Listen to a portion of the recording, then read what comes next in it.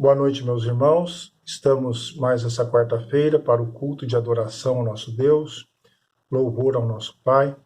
E nós vamos iniciar com uma oração, buscando o nosso Pai nesta noite de felicidade, de alegria, ao redor da palavra do Senhor. Oremos. Bendito seja o teu nome, Senhor, por esta noite, por este culto.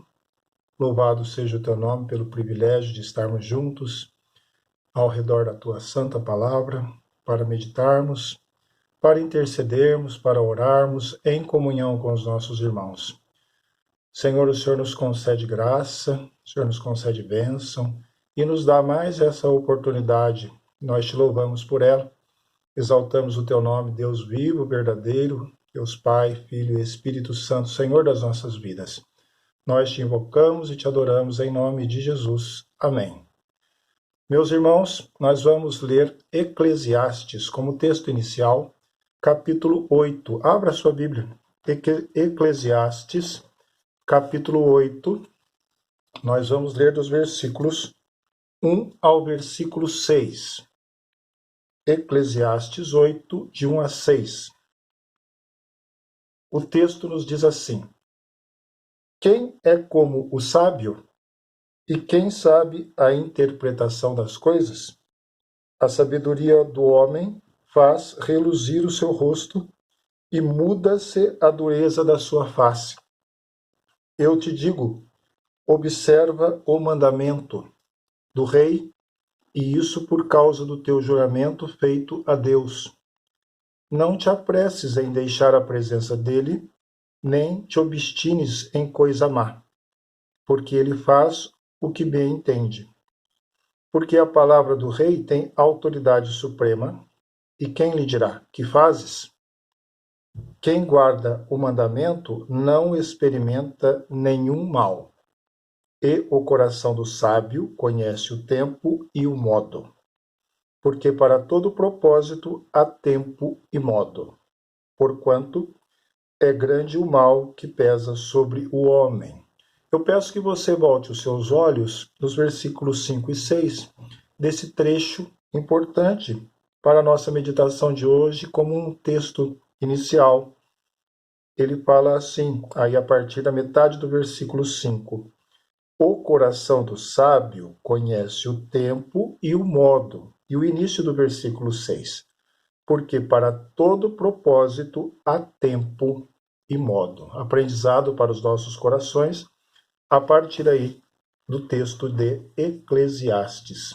Meus irmãos, passemos agora para um momento de oração intercessória.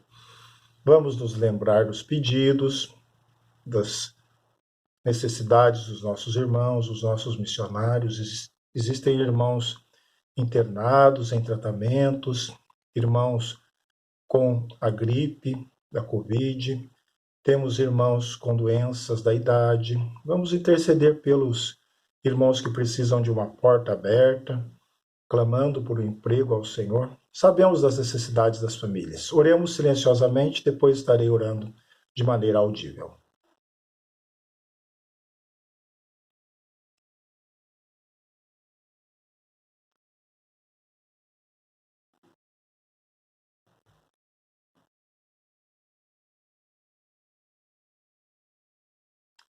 Senhor nosso Deus, grande Pai, Deus Todo-Poderoso, Deus excelso, nós nos apresentamos diante de Ti, pedindo perdão pelos nossos pecados. Somos falhos, Senhor, pecadores. Entristecemos o Senhor constantemente. Lava-nos, purifica-nos no sangue de Jesus, que é poderoso para nos lavar.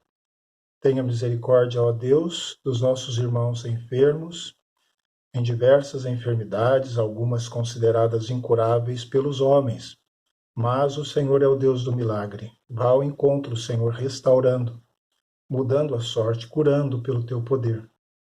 Deus de amor, abra as portas para os nossos irmãos que precisam de um trabalho, de um emprego, de uma nova condição de vida, ó Deus. Tu és poderoso. Também aqueles que intercedem por seus entes queridos, pelos seus lares, por necessidades diversas, ó Deus, no trabalho, nos estudos, nas demandas da vida. A vida é uma vida de aflições. Sabemos disso pela tua palavra. existem os sofrimentos, as angústias. Tenha misericórdia de nós. Tenha misericórdia de cada oração levantada diante de Ti agora. Também receba no Teu altar as glorificações e exaltações pelas bênçãos recebidas. O Senhor é Deus de bênçãos. Louvado seja o Teu nome, porque até aqui nos ajudou o Senhor. Nós bendizemos o Teu nome, Senhor, e oramos. Em nome de Jesus Cristo. Amém. Meus irmãos, temos agora, na sequência do nosso culto, da nossa liturgia, um texto em 1 Pedro. Peço que você abra 1 Pedro, capítulo 4, de 1 a 6. 1 Pedro 4, de 1 a 6. A morte para o pecado e a pureza de vida. O texto nos diz assim, 1 Pedro 4, de 1 a 6. Ora, tendo Cristo sofrido na carne, armai-vos também vós do mesmo pensamento. Pois aquele que sofreu na carne deixou o pecado, para que, no tempo que vos resta na carne, já não vivais de acordo com as paixões dos homens, mas segundo a vontade de Deus. Porque basta o tempo decorrido para terdes executado a vontade dos gentios, tendo andado em dissoluções, concupiscências, borracheiras, orgias, bebedices e em detestáveis idolatrias. Por isso, difamando-vos, estranham que não concorrais com eles ao mesmo excesso de devassidão, os quais hão de prestar contas àquele que é competente para julgar vivos e mortos. Pois, para este fim, foi o evangelho pregado também a mortos, para que mesmo julgados na carne, segundo os homens, vivam no Espírito, segundo Deus. Até o versículo 6. Texto aí de Pedro aos nossos corações para a meditação nesta noite. Busquemos o Espírito Santo do Senhor mais uma vez. Ó Deus de grandeza, Deus de paz, Deus ensinador, dá-nos a luz do Senhor para entendermos a Tua palavra, Senhor. Somos falhos e precisamos do Senhor para entendermos a Tua vontade. Nos ilumine, ó Deus, dá-nos, Senhor Deus, entendimento pelo Teu Espírito Santo. Nós oramos agradecidos e te pedimos em nome de Jesus. Amém. Meus irmãos, Pedro, ele escreveu essa epístola aos crentes da Ásia Menor. Silvano pode ter auxiliado na composição dessa carta. A carta foi endereçada aos cristãos perseguidos. A fé em Cristo, meus irmãos, sempre será alvo de perseguições. Os irmãos sabem disso. Esses irmãos, eles sofriam processos mentirosos na justiça, violências diversas, eram insultos, falsas acusações de má conduta, mentiras, tantas coisas. Eles também sofriam espancamentos, violência por parte da multidão. Havia inclusive ações policiais de perseguição, opressão. Nero, na sua maldade, perseguia, sem dó, o povo de Deus. Pedro escreveu para encorajar e exortar o povo do Senhor ali. Esse povo do Senhor sofrido e perseguido. Eles deveriam permanecer firmes, apesar de tudo isso. Pedro, então, instruiu sobre como agir no sofrimento. Assim, Pedro é chamado de uma maneira tão bonita de apóstolo da esperança. Apóstolo da esperança. E falando, irmãos, de esperança, nós pensamos no fator tempo. Esperança e tempo são conceitos que dialogam. E vejo aqui nesse trecho, nesse texto lido da carta de Pedro, algumas meditações sobre isso, sobre a questão do tempo.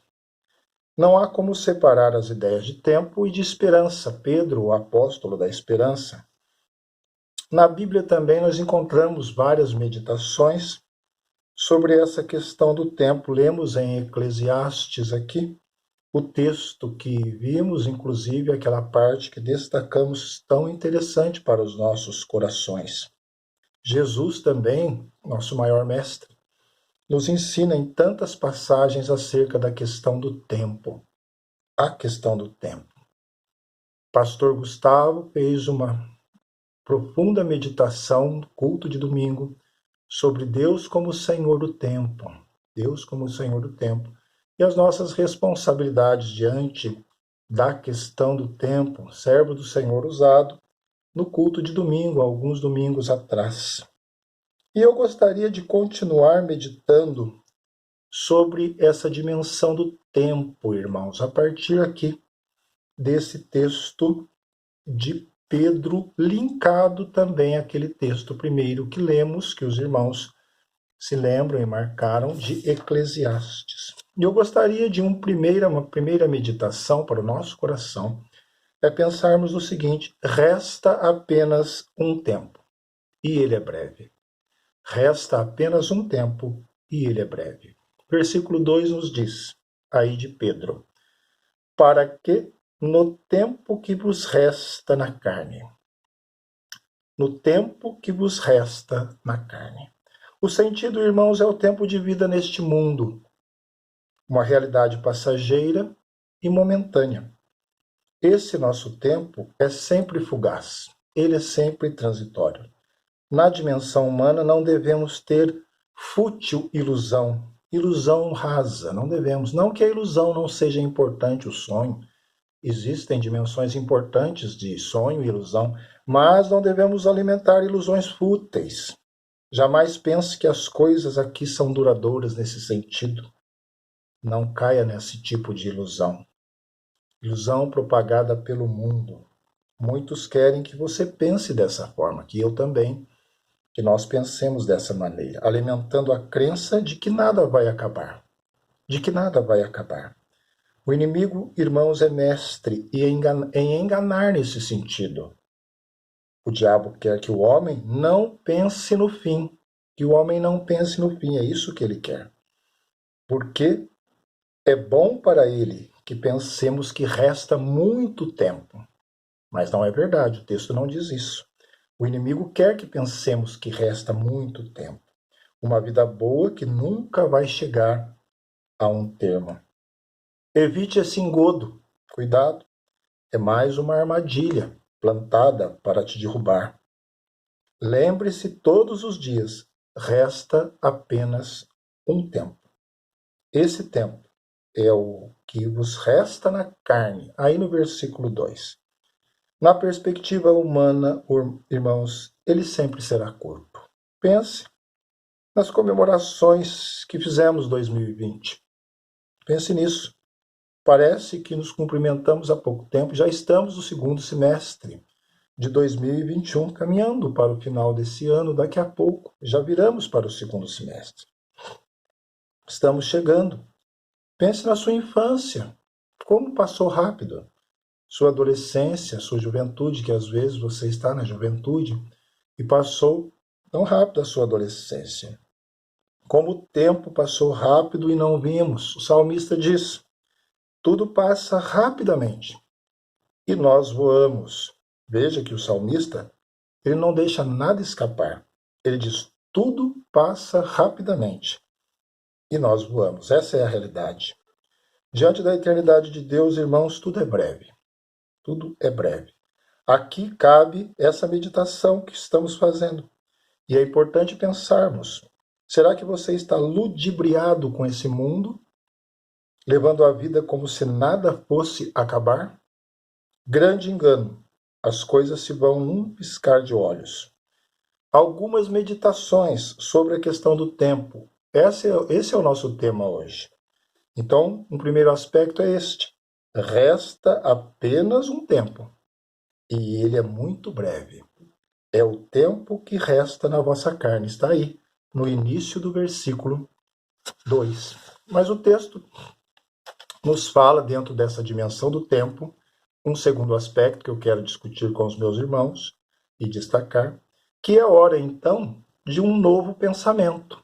É hora de um novo pensamento. E aí o versículo 1 nos diz: ora, tendo Cristo sofrido na carne, armai-vos também vós do mesmo pensamento. Armai-vos também vós do mesmo pensamento. Irmãos, se resta apenas um tempo, e ele é muito breve, é hora de um novo pensamento. É hora de um pensamento alinhado com o pensamento de Cristo. Uma nova forma de pensar que difere do mundo. Um entendimento que imite o pensar de Jesus. Vamos amoldar a nossa mente à mente de Jesus. Quais têm sido os seus pensamentos? Quais têm sido os meus pensamentos? Será que são pensamentos vãos que não edificam? O tempo, irmãos, é curto, portanto, vamos cuidar da nossa mente, dos nossos pensamentos. É preciso tornar sadio o nosso interior. A nossa alma precisa cultivar a santidade. Vamos limpar o nosso entendimento das sujeiras, meus irmãos. Isso é importante. Se fosse passado um raio-x na minha mente, agora o que será que apareceria? Será que eu ficaria com vergonha daquilo que fosse divulgado na minha mente? Qual seria o resultado desse procedimento? Como estaria a condição da minha mente? Como estaria? Talvez muitos entulhos estivessem sendo revelados. Como temos facilidade de acumular imundície, entulho, pensamentos maus, pecaminosos. Cuidemos, irmãos, desse lixo que pode estar ocupando espaço na nossa mente. Eu me incluo nesse meio. A necessidade de vigilância é uma necessidade de todos nós. É por isso que o versículo enfatiza: armai-vos, armai-vos. Armai-vos também vós do mesmo pensamento.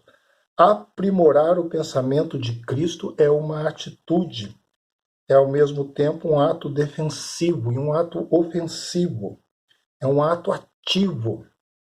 Paulo, aos Coríntios, nos informa: levando cativo todo pensamento, levando cativo todo pensamento.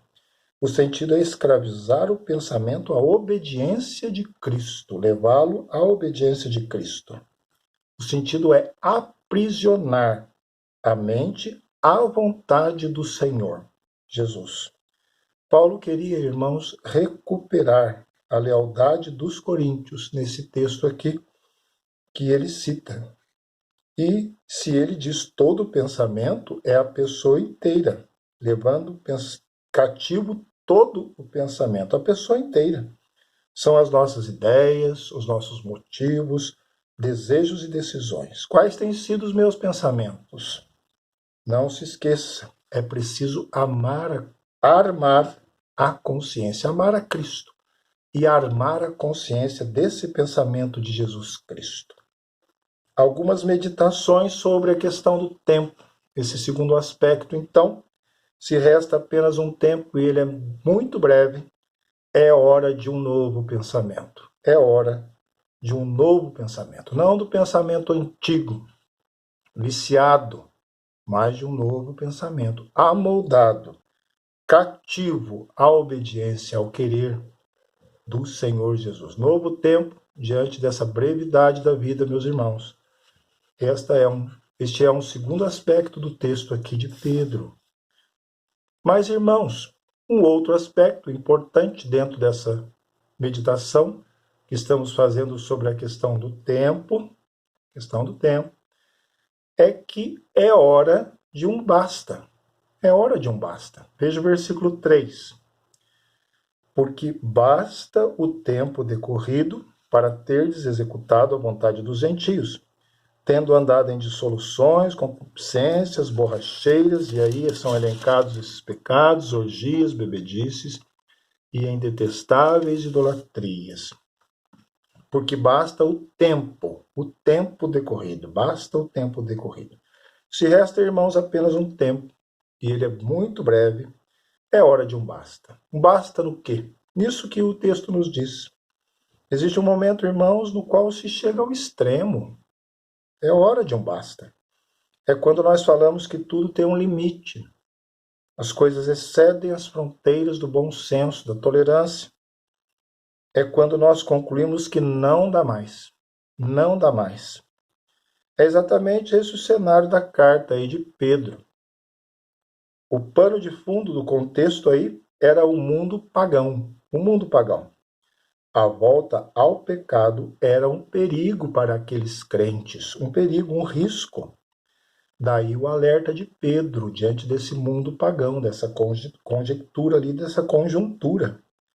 Um alerta de Pedro a esses irmãos convertidos. Basta o tempo decorrido nesse tipo de vida. E vocês já passaram por isso. Basta. Chega. Vocês já tiveram muito nessa perversão, nessa perversidade. E Pedro então faz uma lista aí de pecados, de vários pecados, dissoluções, por exemplo. É uma tolerância excessiva com os próprios desejos, concupiscências, desejo maligno de imoralidade, borracheiras, mesmo sentido de bebedices, orgias, festejos excessivos a deuses pagãos, idolatria, perversão, culto dado aos ídolos, Um catálogo, então, de pecados típicos do incrédulo. Nós temos aí. Nós devemos, então, irmãos, pensar: como está a minha vida? Como está a sua vida diante desta palavra? Será que não é hora de um basta? Em alguma área, alguma atitude? Se você é de Jesus, não dá para viver como pagão. Era ali o risco que Pedro estava alertando. É urgente que você dê um basta nesta situação. Basta o tempo. Pedro diz isso aos irmãos ali. Talvez eu, talvez você, talvez a decisão de Zaqueu nos ajude.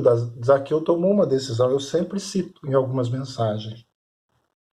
Lá no texto, você pode conferir em Lucas. Me desculpe, meus irmãos. Mas lá, Zaqueu se levantou e disse: Senhor, eu resolvo. Senhor, eu resolvo. Chega de ficar prostrado em uma vida de pecado. É hora de se levantar, irmãos, como Zaqueu se levantou. É hora de se levantar e tomar uma resolução. Um basta, um basta. O momento clama que reconheçamos que chega. Há um momento, há um limite. Lembre-se, restam apenas alguns anos, nada mais. Apenas alguns anos. Algumas meditações sobre a questão do tempo. Esse é o nosso tema de hoje. É hora de um basta. Basta o tempo decorrido. É o que está aí no versículo 3. Para teres executado a vontade dos gentios. Basta esse tempo. Já passou. E o versículo 3 ainda nos diz: tendo andado em dissoluções, e ele vai falando. Esse tendo andado significa tendo vivido. O tempo passou e você viveu nessa dimensão anterior. Não dá mais.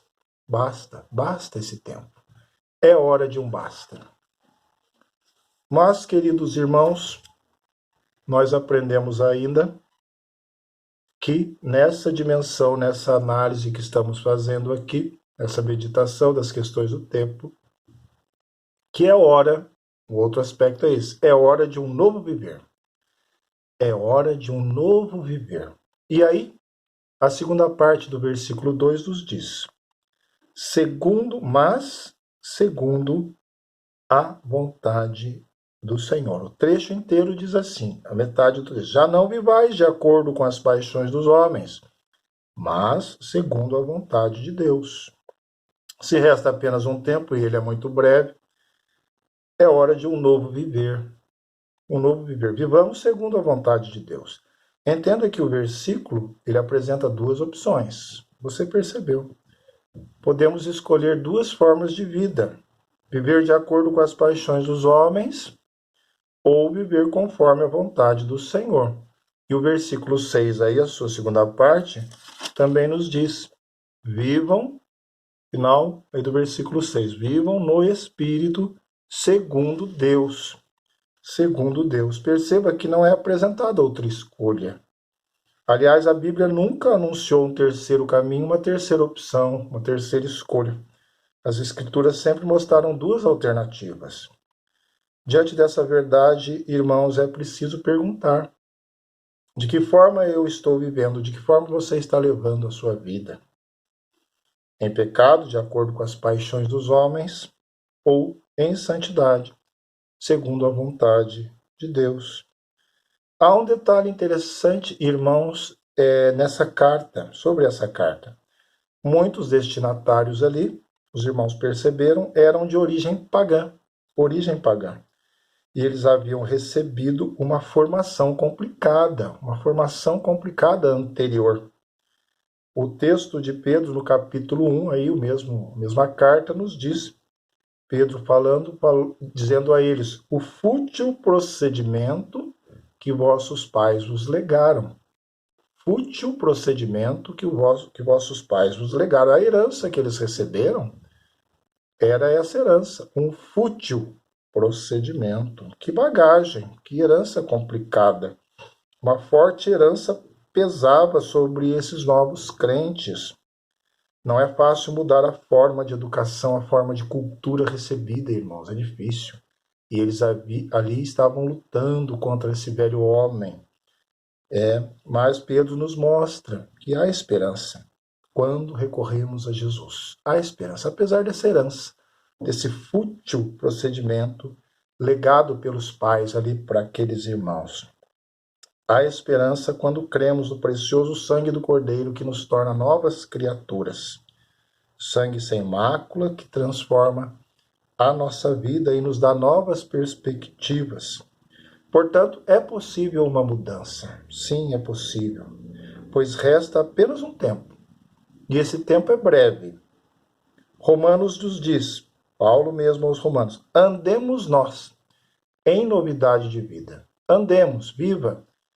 Exercite o tempo que você tem, andar, o tempo, gaste esse tempo de uma maneira positiva, produtiva, em novidade de vida. Paulo dizendo aos romanos, não de uma maneira anterior, como os pagãos, como a vida anterior, que era a herança fútil recebida aqui por esses irmãos, não como a sua herança, da sua vida, da sua história de vida, da minha, do nosso lar, muitas vezes, dos quais participamos anteriormente. Não é preciso carregar esse peso, não é preciso esse fútil procedimento.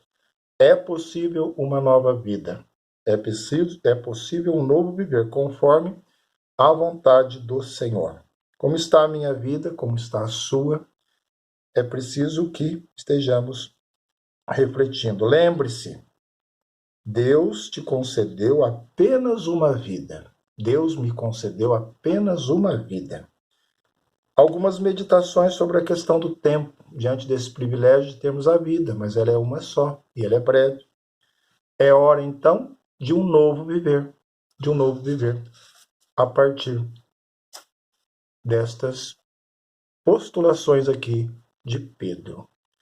Concluindo, meus irmãos, esse nosso estudo, Pedro, nós vimos, é chamado o apóstolo da esperança. Nós vimos isso no início da mensagem. Falando de esperança, então, nós hoje pensamos, meditamos no fator tempo. A partir aí desse texto de Pedro, tendo um texto inicial em Eclesiastes. Não há como separar essas dimensões, esperança e tempo. Tempo e esperança. E assim, nós fizemos essas reflexões hoje, essas meditações a partir desse texto. Resta apenas um tempo, e ele é muito breve. Nós vimos aí no texto. Também, um segundo ponto, é hora de um novo pensamento. A seguir, é hora de um basta. E também é hora de um novo viver.